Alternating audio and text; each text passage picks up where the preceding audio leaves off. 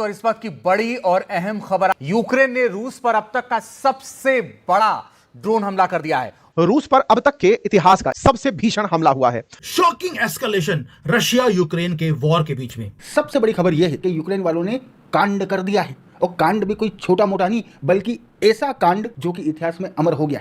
Ukraine को पूरी छूट दे दी गई है, पूरी सपोर्ट दे दिया कि जाकर पुतिन को डिस्ट्रॉय कर दे। रशिया वालों ने लिटरली सपने में भी नहीं सोचा होगा कि एक दिन उनके ऊपर इस तरीके का अटैक होगा। इसने जो दिखाया है वो यदि हमारे आतंकवादी पाकिस्तानी यदि ये इसको उपयोग में लाने लगे तो साहब भारत के लिए तो बहुत बड़ा खतरा हो जाएगा।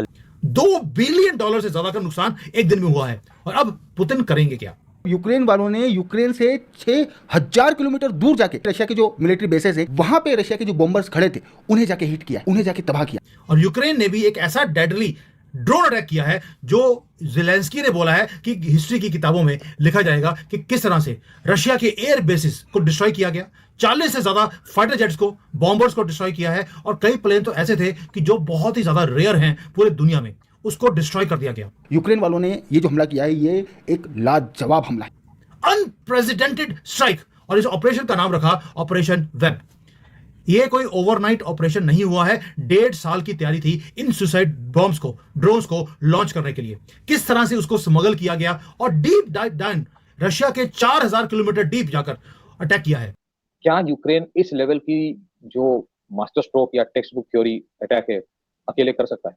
नमस्ते दोस्तों, स्वागत है आपका वन शॉट इंडियन मीडिया पर। दोस्तों, आपको तो पता ही होगा कि रशिया और यूक्रेन के बीच काफी टाइम से कॉन्फ्लिक्ट चल रहे थे। कई बार इन दोनों देश के सेना बॉर्डर पर आमने सामने टकरा भी चुके हैं, लेकिन हाल फिलहाल में यूक्रेन ने जो रशिया पर अटैक किया है वह अब तक की रशिया और यूक्रेन वॉर की सबसे बड़ी अटैक बताई जा रही है, क्योंकि इस अटैक में बताया जा रहा है कि यूक्रेन ने रशिया के 4 एयरबेस और 40 एयरक्राफ्ट को तबाह कर दिए हैं। और सबसे बड़ी बात तो यह है कि यूक्रेन ने सारा का सारा अटैक बिना अपना एक भी आर्मी और फाइटर जेट को भेजे हुए किया है। दरअसल ये सारा का सारा अटैक यूक्रेन ने रशिया पर ड्रोन के जरिए किए हैं। सबसे पहले यूक्रेन ने ट्रक में ड्रोन भर भर के रूस में इनलीगल तरीके से इस ट्रक को एंट्री करवाता है। इसके बाद इन ट्रकों को रशिया के अलग अलग एयरबेसेस के आसपास ले जाकर खड़ा करा दिए जाते हैं। अब क्योंकि ये सारा का सारा ड्रोन आर्टिफिशियल इंटेलिजेंस से लेस थे, इसलिए इन सभी ड्रोनों को यूक्रेन की धरती से ही कंट्रोल किया जा रहा था। जो ट्रक रशिया के एयरबेस के आसपास में लगाए गए थे, अचानक से उस ट्रक में से ड्रोन एक एक करके बाहर निकलने लगते हैं और रशिया के उन जगहों पर अटैक करने लगते हैं जहां पर उनकी एयरबेसेस थे, और उन एयरबेसेस पर इनके एयरक्राफ्ट लगे हुए थे, और उन एयरक्राफ्ट में रशिया ने ऑलरेडी बड़े बड़े मिसाइल लगा के रखे थे, जिसके वजह से धमाका और भी बहुत ही बड़ा हो जाता है। रिपोर्ट ये किए जा रहे हैं कि इस वॉर की वजह से रशिया को तकरीबन 17,000 करोड़ रुपए की लॉस हुई है।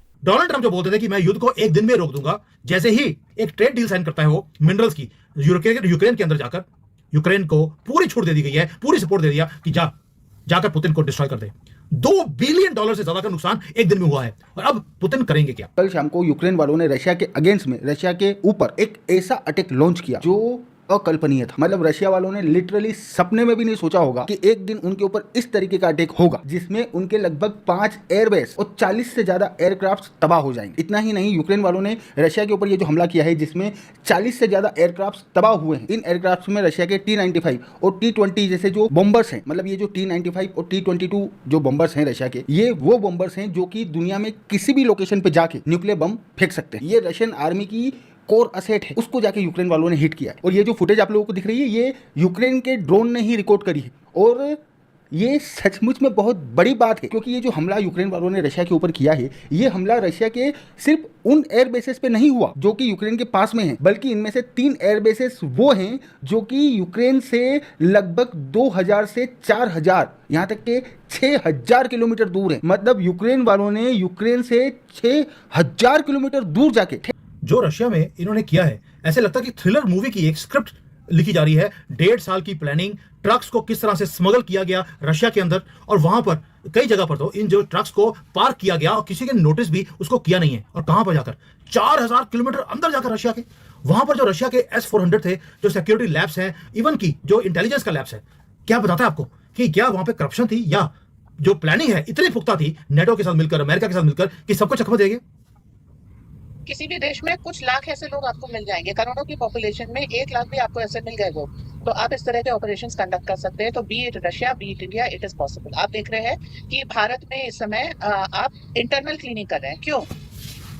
ताकि इस तरह के ऑपरेशंस को आप अंजाम ना दे पाए। तो जो भी ये काम किया गया है थोड़े से, और ये जनरली समुदाय विशेष के होते हैं जिन्हें पूरी जन्नत पे, पूरी दुनिया पे हुकूमत करनी है, तो आपको ऐसे लोग मिल जाएंगे, आप उनको पैसे दे करके काम करा सकते हैं। ये जनरली उन लोगों में होते हैं जो बहुत मिनियन वर्कर्स होते हैं। वहां पे रशिया के जो बॉम्बर्स खड़े थे उन्हें जाके हिट किया, उन्हें जाके तबाह किया। और ये रशिया के लिए, अब क्योंकि ऑब्वियसली बात है हम लोग इंडियंस हैं तो रशिया के लिए हमारे मन में थोड़ा सा बायस रहता है, बट अगर हम लोग रशिया के लिए हमारे मन में जो बायस है उसको साइड में रख के यूक्रेन वालों ने रशिया के ऊपर ये जो हमला किया है इसको देखें तो मिलिट्री पर्सपेक्टिव से यूक्रेन वालों ने ये जो हमला किया है ये एक लाजवाब हमला है। मतलब इन लोगों ने जो प्लानिंग करी है वो बेहतरीन है, लाजवाब है, जितनी तारीफ की जाए उतनी कम। अब ये हमला भले ही आज हुआ है लेकिन इस हमले की जो प्लानिंग है ये यूक्रेन वाले पिछले लगभग 1 साल से कर रहे थे। और इस हमले को अंजाम देने के लिए यूक्रेन वालों ने छोटे छोटे ड्रोन्स का यूज किया, क्योंकि जैसे कि हम सभी लोग जानते हैं कि जब से रशिया यूक्रेन वॉर शुरू हुई है तब से यूक्रेन के अंदर यूक्रेन की जो मिलिट्री है उसने घातक ड्रोन्स को डेवलप करने में एक तरह से महारत हासिल कर ली।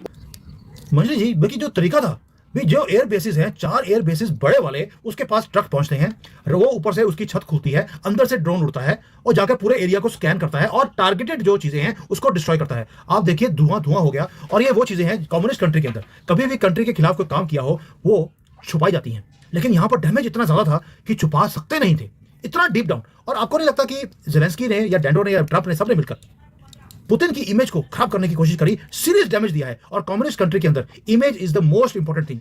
आपको नहीं लगता कि डोनाल्ड ट्रंप ने 2-3 दिन पहले ये भी बोला था कि पुतिन पागल हुए हैं?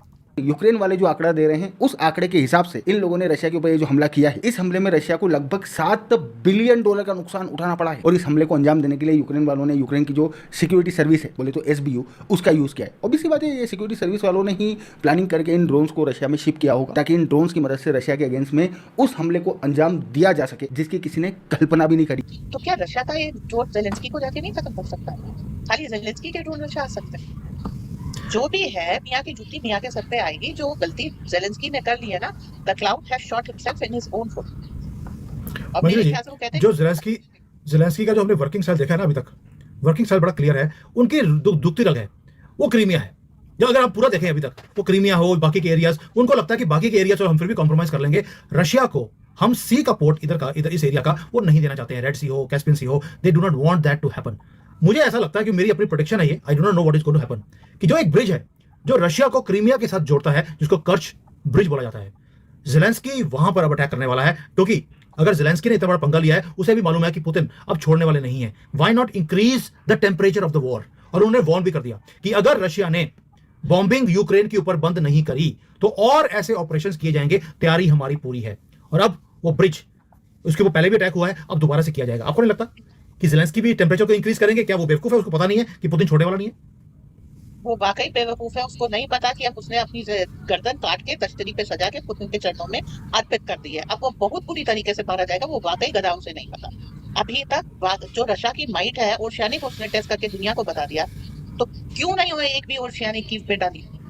ये बात किसी ने सोची नहीं। गुल्ली डंडा खेला। Russia is not fighting a war, it was trying to protect the common citizen of Kyiv. And जो जेलेंस्की की सबसे बड़ी दुखती राख है वो क्रीमिया नहीं, उसकी अपनी ईगो है। Now he will be hammered. अभी द थिंग इज कि चूंकि कीव के लोग, यूक्रेन के लोग रशिया से एफिनिटी रखते हैं, they don't like Zelensky and they say we are Russian, there are no Ukrainian.